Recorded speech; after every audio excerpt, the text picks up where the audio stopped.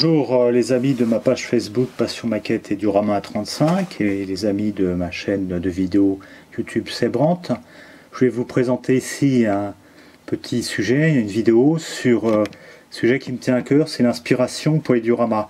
Comment trouver l'idée de nos mises en scène pour nos dioramas et puis comment constituer à partir de cette idée une mise en scène cohérente avec les éléments maquettes s'y rapportant.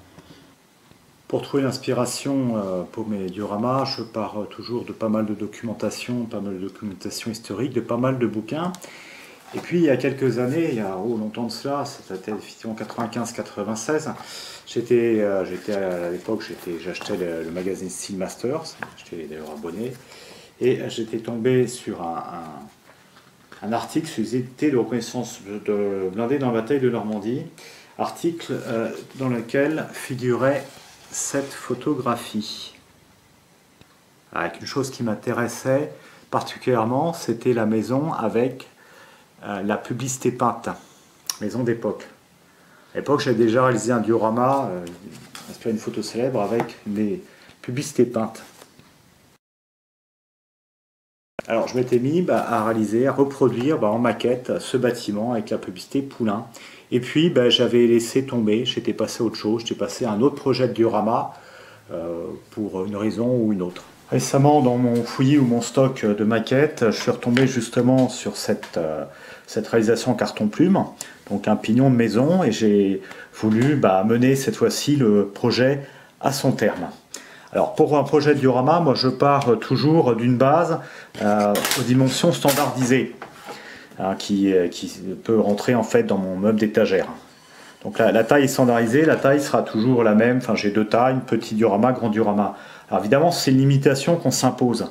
Mais néanmoins, quand on veut réaliser un diorama, qu'on part de pas grand-chose, ici donc juste une façade de maison, il va falloir se donner un fondement, une base. Donc quand on a la dimension qui est imposée, finalement, on va pouvoir partir de ça pour trouver les véhicules qu'on va disposer sur la base.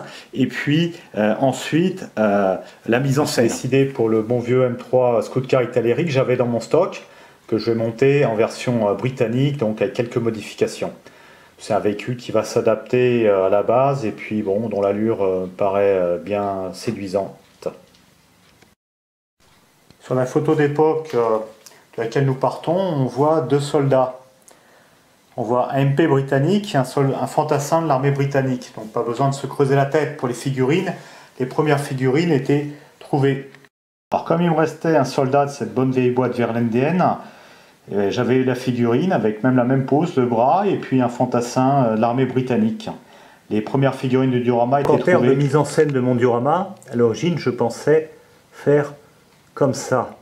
C'est-à-dire la façade sur le petit côté de la base triangulaire, le véhicule qui longe, et sur la partie qui est disponible, ajouter un second véhicule. Pour le second véhicule, c'est simple, maquettiste passionné depuis, j'ose même plus compter les décennies. J'ai évidemment un stock de maquettes qui me permet de tout avoir sous la main. Les véhicules, différents types de véhicules dans diverses nationalités, ainsi que les figurines et accessoires qui vont avec. Plus besoin d'aller chercher dans le magasin de maquettes qui se raréfie la boîte manquante. Donc le véhicule qui convient à la scène, c'est le Scout Car Daimler Mark II Tamiya, qui sera amélioré vu que c'est une maquette historique des années 70.